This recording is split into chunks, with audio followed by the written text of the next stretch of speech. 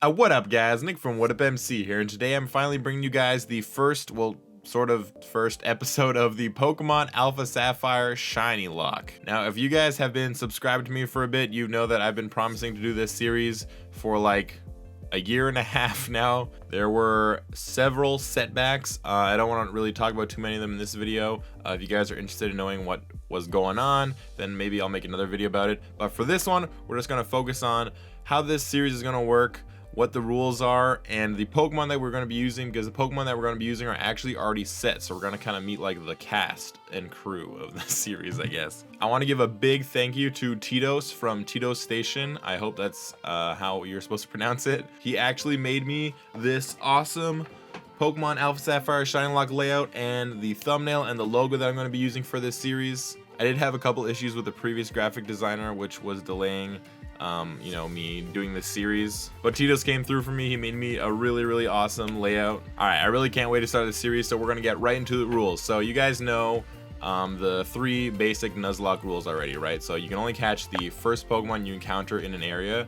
If your Pokemon faints, you must either release it or put it in a box to never use it again, like a graveyard box. And number three, the Pokemon must all be nicknamed to form like personal attachments with all the Pokemon that you're using. All three of those rules are kind of changed already due to this series. If you guys are familiar with what a box lock is, it's kind of like that. So for rule one, you can only catch the first Pokemon on every route you explore. So we're going to do that.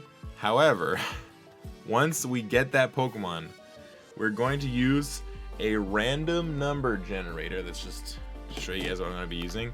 And trade that Pokemon we just caught with a Pokemon in a box in another game. It's going to decide like which Pokemon I select out of that box based on the random number generator, except for a couple Pokemon that are going to be transferred into the game at set times just because they're like important to the story. So let's say I go on the first route to catch my first Pokemon, hit the button on the random number generator, go to that number in the box, and then trade that Pokemon for the Pokemon I just caught into the game. So that's basically kind of what a box lock is like, except the difference, which is why I call it the Shinylocke, is because every single Pokemon in that box is a shiny Pokemon that I hatched myself or caught myself or went looking for myself, well, except for one, which is actually a gift from my friend for my birthday. But other than that, they're all legit shinies. I just always wanted to play through the game using shiny Pokemon as like my main Pokemon to play through the game. So this is kind of finally a way of being able to do that. So the only time we wouldn't trade out a Pokemon that we catch on a route for like a Pokemon in the box is if that Pokemon is itself shiny. So in that instance, we would keep that Pokemon, but it's not likely that's going to happen. Rule number two, if the Pokemon faints, we either release them or transfer them to a box.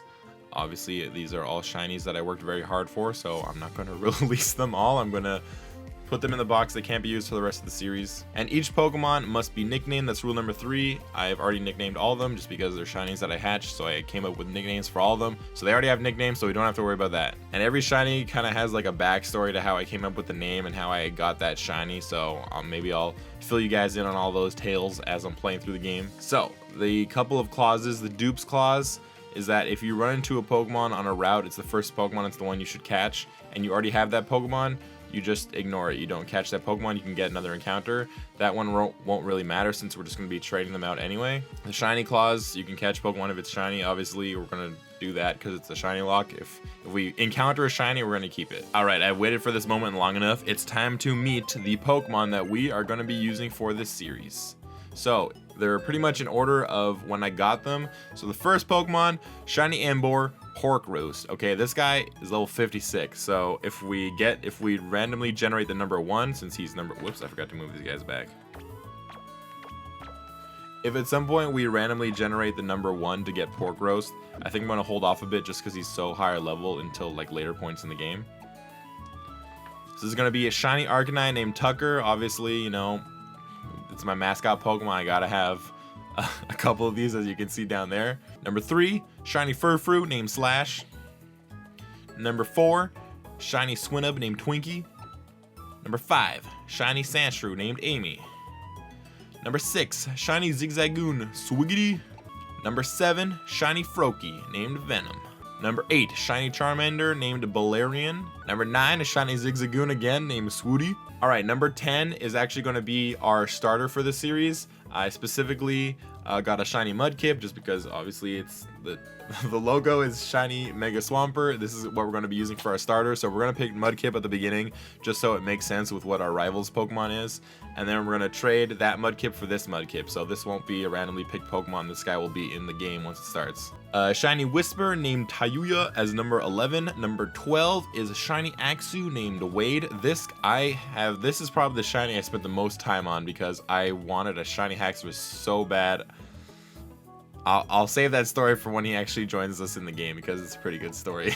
Number 13, shiny Fletchling named Hooters. I'm not too crazy about that nickname. I may actually change it. Number 14, shiny Noibat named Cashew. What is this, number 15?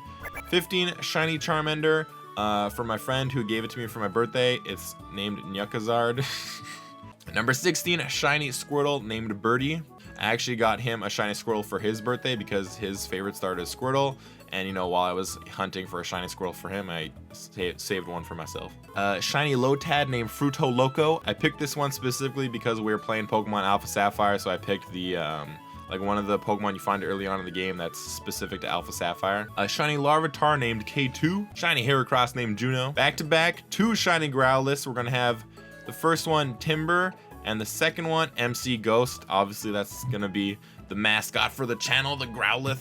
All right, this one we're not going to put it into the game right away. This one is also going to be saved for later on because this Cyndaquil is, well, out of all the Gen 2 Pokemon, shiny Cyndaquil is the one I wanted the most. And also, after you beat the Elite Four and we continue on to the Delta episode, you get a Gen 2 starter from the professor right after you go back to your hometown. So I'm going to be saving Cyndaquil for that moment. Once we pick a Cyndaquil at that point in the game, we're going to swap that Cyndaquil out for this Cyndaquil. This one I'm pretty excited about. Shiny Nincada named Bert.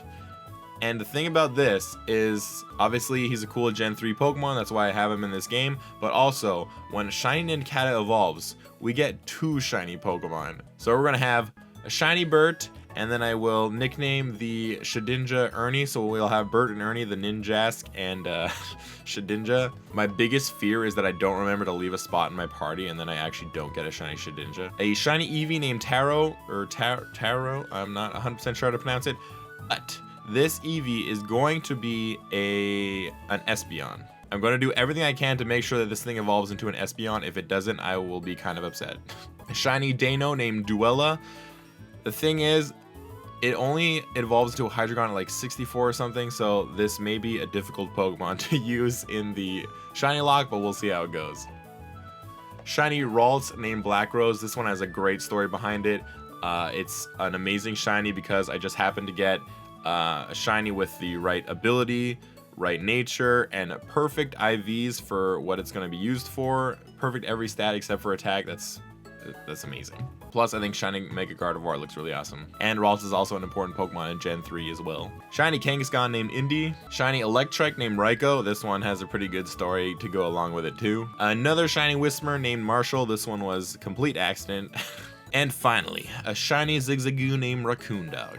Yeah, I've just been wanting to do this series forever. Like, look how long I've had this guy. Like, this is the guy I wanted to do it originally with, just to like start the game with a shiny Charmander. I've had this guy since like, look at that, March 29th, 2015. That's a year and a half ago. That's like January. This guy's from 2014. All right, something you may have noticed is that a lot of these Pokemon are actually level 1 because they're from eggs. So this may present a bit of a problem near the beginning of the game. Due to the fact that the Pokemon are so low level, we'll probably have the XP share on for most of the game, just due to the fact that once we trade in new Pokemon, they'll be way under leveled and they need to catch up. Or I'll figure out some way to get them like a bit leveled as I go, so they'll be at a level that they should be around the time when I trade them into the game. Alright, so that's it. Hopefully I didn't drone on too long. I can't tell you how excited I am to finally start this series. I've been waiting to do it for a really long time, and now that Sun and Moon is about to come out soon, I realize, crap, I'm not even going to be able to finish the series before Pokemon Sun and Moon comes out. So we're going to see how far we can get into the series before that game comes out. The series may be put a little bit on hold while I'm doing Sun and Moon stuff, because it's going to be crazy once that game comes out. I don't know if we'll be able to finish this before that. But yeah, I'm just really excited to get started. I can't wait to start. But yeah, thank you guys so much for watching this video. Leave a like if you enjoyed it, and leave a comment to tell me how excited you are for this series to finally come out. I thought it would be worth it to do like a whole separate video just to talk about the rules and all the Pokemon that we're going to be using. So if you guys think it was worth it, then let me know. I am really excited to start episode 1, so I'm going to do that right now. Hit subscribe if you want to see those videos when they come out and to see other Pokemon stuff on my channel, like Pokemon Sun and Moon stuff, Pokemon Go. But yeah, thank you guys so much for watching. I'll see you guys in the next video.